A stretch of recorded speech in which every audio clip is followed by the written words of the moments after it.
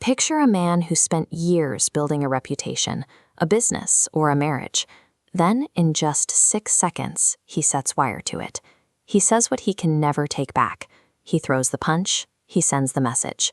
An hour later, when the heat has drained out of him, he stands in the wreckage and cannot recognize the person who did it. For a brief window, he was hijacked by a force making him a stranger to himself. This specific struggle has defined human behavior for thousands of years. Mastering the impulse to destroy in the heat of the moment remains one of the oldest and most difficult tests of character. 2,000 years ago, an advisor named Seneca watched powerful men do exactly this. He served emperors and generals, men who could command entire armies, but often could not command themselves for the length of one breath. In his essay on anger, Seneca defined the emotion as a literal, short-lived madness. He observed that while other vices can push the human mind in a bad direction, anger overthrows the mind entirely.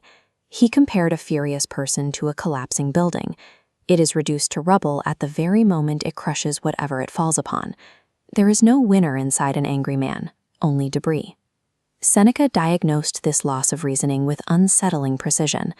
Without MRI machines or a modern vocabulary for the brain, he understood that the thinking mind goes silent at the exact moment we need it most. Modern neuroscience explains why that reasoning mind goes dark. When a threat or an insult hits you, the signal in your brain takes 2 different roads at once. One road is slow and careful. It runs to the prefrontal cortex, the center for logic, values, and long-term consequences. This is the part of you that knows your name and the person you are trying to become. But a second road is much faster.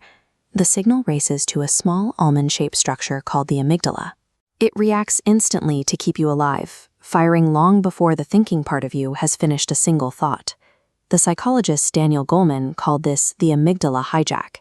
For a moment, the primitive alarm seizes the controls, and the rational pilot is locked out of the cockpit. This sudden hijack creates a physical wave. Adrenaline floods the system, your heart races, and your vision tunnels. Chemically, this storm has a half-life. If you do nothing, it passes. The tragedy occurs when we act at the exact peak of this wave. We make life-defining decisions at the moment our judgment is at its biological worst, then spend the calm afterward cleaning up the wreckage. Seneca's cure was a single, simple concept: delay. He argued that the surest remedy for anger is just time, giving the wave a chance to fall so that the thinking brain can catch up to the alarm. This ancient advice was put to the test in a laboratory at UCLA. A team led by psychologist Matthew Lieberman used brain scanners to see how we might physically quiet that alarm. Researchers placed subjects in a brain scanner and showed them images designed to stir up fear and anger. And exactly as expected, their amygdalas lit up. Then they asked subjects to do one small thing: put the feeling into words. The moment a person attached a name to the emotion, saying, "I am angry," the response in the amygdala dropped. This affect labeling acts as a literal biological break. Naming the feeling occupies the higher brain for the few seconds the storm needs to break, handing the wheel back to the rational pilot. Many men reach for a different tool, believing it makes them strong, clamping down, holding it in, pretending the fire isn't there. Research on emotion regulation suggests that suppression is a trap. Bottling up rage is linked to higher blood pressure, depression, and a higher frequency of angry outbursts over time. The clenched jaw and the silent fury provide a slower fuse on the same bomb. True mastery requires a different approach. The evidence points toward reappraisal, changing the story you tell yourself about why you were wronged. Seneca encouraged his readers to interrogate the initial impression before the fire takes hold. He suggested considering the other person's burdens.